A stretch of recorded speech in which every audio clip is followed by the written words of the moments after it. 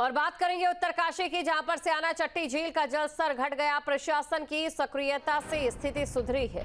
यमुना पर बना पुल अब दिखाई देने लगा है। अस्थायी झील के जलस्तर घटने से जनता में राहत, बाजार से पानी की निकासी से राहत की उम्मीद। स्याना चट्टी में पानी कम होने से पुल पर ट्रैफिक बहाल कर दिया गया है। आपको ये जानकारी दे दें क्योंकि पहाड़ी क्षेत्रों में लगातार जो बादल फटने की घटनाएं हो रही हैं या फिर लगातार नदी और नालों में उफान है, उस वजह से जो भारी सिल्ट है और इसी के साथ जो बड़े बड़े लक्कड़ है या बोल्डर है वो नदी के बीचों बीच आकर रुक रहे हैं और उस वजह से कृत्रिम झील जगह जगह पर बन चुकी है। चाहे बात हर्षिल की करें या फिर स्याना चट्टी की करें। फिलहाल स्याना चट्टी की तस्वीर आप देख सकते हैं जहां पर पुल के ऊपर से पानी बह रहा था। खबर पर अधिक जानकारी के साथ संवाददाता नितिन हमारे साथ लाइव जुड़ चुके हैं, तो सीधा नितिन के पास चलते हैं। नितिन, इस समय फिलहाल क्या स्थिति, क्या अपडेट? देखिए दीक्षिका, लगातार अगर हम पिछले 2 दिनों में अगर हम जाएं, आज शनिवार है, अगर वीरवार को हम चले जाएं तो वीरवार की जो तस्वीरें जो थी वो बिल्कुल हट के 24 घंटे बाद यानी कि कल की जो तस्वीरें थी वो बिल्कुल हटके थी। लेकिन अगर आज की हम बात करें तो ये कि राहत भरी खबर है कि जो स्याना चट्टी में जो कृत्रिम झील, अस्थायी जो झील है बन रही थी, उस जल स्तर काफी उसमें कम देखने को मिला है। लगातार जो हमारे दर्शक ये फुटेज जो देख रहे होंगे और कल की अगर इसमें तुलना करें तो करीब 10 से 12 फीट का जो अंतर है वो इसमें साफ देखा जा सकता है। जिस तरीके से अभी जो स्याना चट्टी जो कस्बा है इसमें पार्किंग तक पानी आ चुका था, जो बड़ी पार्किंग है वो पानी पूरी तरीके से पानी से जलमग्न हो चुका था। मोटर पुल जो यमुनोत्री राष्ट्रीय राजमार्ग को जोड़ता हुआ मोटर पुल है वो इस आगोश में आ चुका था, पानी के आगोश में आ चुका था, नदी के आगोश में आ चुका था। आज की जो ताजा तस्वीर है इसमें साफ तौर से देखा जा सकता है कि जो मोटर पुल है, मोटर पुल के करीब 3 से 4 फीट नीचे यमुना अब अपने मूल प्रवाह में बह रही है। और अगर राष्ट्रीय राजमार्ग की अगर बात करें तो राष्ट्रीय राजमार्ग यमुनोत्री इसी रास्ते से गुजरता है और जो विभाग की जो मशीनरी है उन्हें पुल के पास में जो मलबा हटाने के कार्य में जुटा दिया गया है। इसके साथ ही अगर हम बात करें दीक्षिका, तो इसमें अभी चुनौती हमारी इसलिए भी खत्म नहीं हो जाती क्योंकि ये जो यमुना का जो मूल प्रवाह रोकने का जो सबसे बड़ा जो सबसे बड़ी जो बाधा थी वो गढ़घाट यानी बिल्कुल स्याना चट्टी से 50 से 80 मीटर आगे गढ़घाट कुपड़ा के पास से ये आती है, जो लगातार यमुना नदी को प्रभाव जो है उसको रोक रहा था, उसको उस पर बाधा बन रहा था। और एक बड़े रूप में बड़ी मात्रा में जो मलबा और बोल्डर जो आने का वहां पे काम कर रहे थे और बाधा बनने का काम कर रहे थे।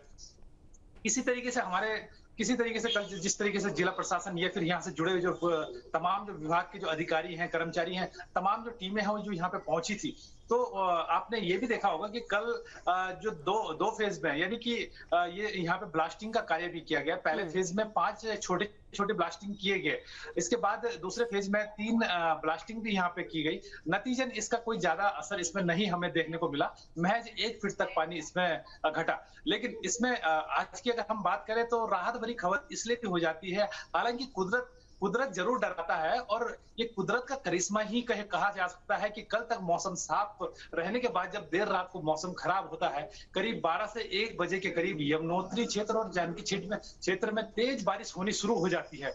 तो ये यमुना का एक अपना रौद्र रूप था जिसने अपना मुहाना खुद यहाँ पे बनाया। और सुबह उठते उठते जब हम देखते हैं तो जो अस्थायी जो झील है स्याना चट्टी की, उसका जल स्तर काफी कम हो जाता है।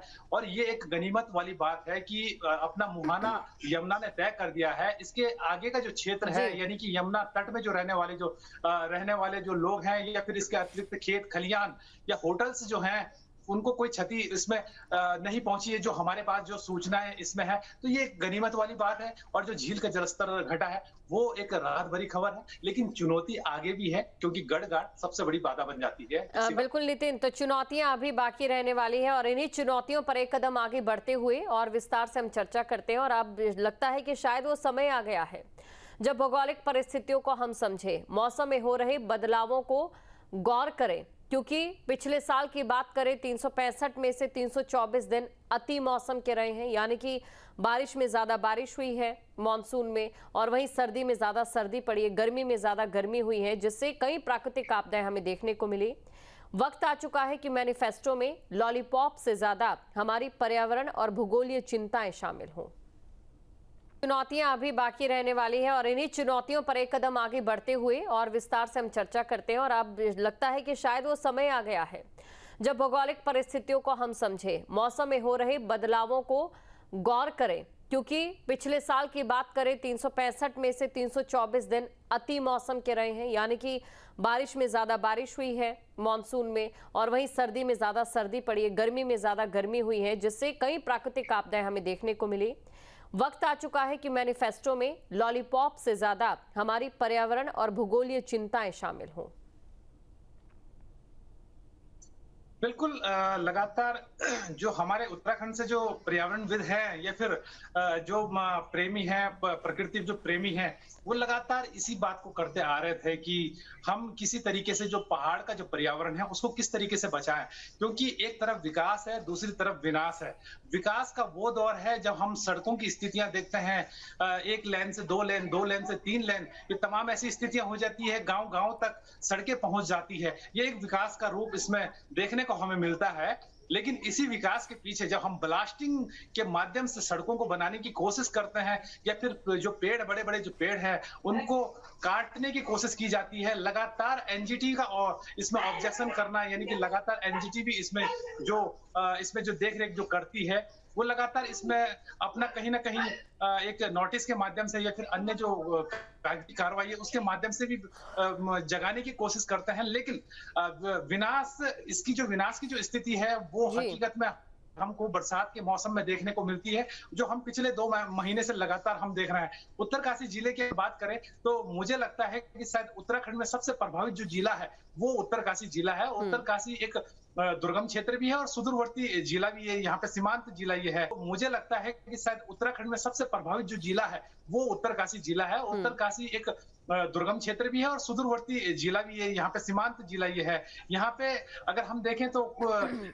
इससे पहले गंगा घाटी में धराली की आपदा किसी से छिपी नहीं है, और उसके बाद यमुना घाटी में भी सिलाई बैंड में बादल फटने की घटना हो, अतिवृष्टि की जो घटना हो, वो भी किसी से छिपी नहीं है। और ठीक आज 1.5 महीने बाद, यानी कि यमुना घाटी के सिलाई बैंड से 1.5 महीने बाद ये स्थिति एक बार दोबारा से स्टार्ट हो जाती है। बिल्कुल, ये स्थिति यहाँ पर दोबारा बनती नजर आ रही है। कुल मिलाकर हमें पहाड़ों पर विकास चाहिए था क्योंकि हमारी जरूरत थी, लेकिन जब ये विकास कहीं ना कहीं विलासिता का कारण बनता नजर आ रहा है या फिर लग्जरी लाइफ जीने के लिए लोगों को 1 लेन से 4 लेन चाहिए, तो अंतहीन विकास इस प्रकार के विनाश को बुलावा दे रहा है। शुक्रिया तमाम जानकारी को दर्शकों तक पहुंचाने के लिए। और जहां भक्ति है हर शब्द में, कथाओं में छुपे हैं दिव्य रहस्य और ज्योतिष देता है जीवन को दिशा। धर्म से जुड़ी हर बातों को जानने के लिए हमारे चैनल स्तुति को सब्सक्राइब करें। चैनल पर जाने के लिए इस लिंक पर क्लिक करें।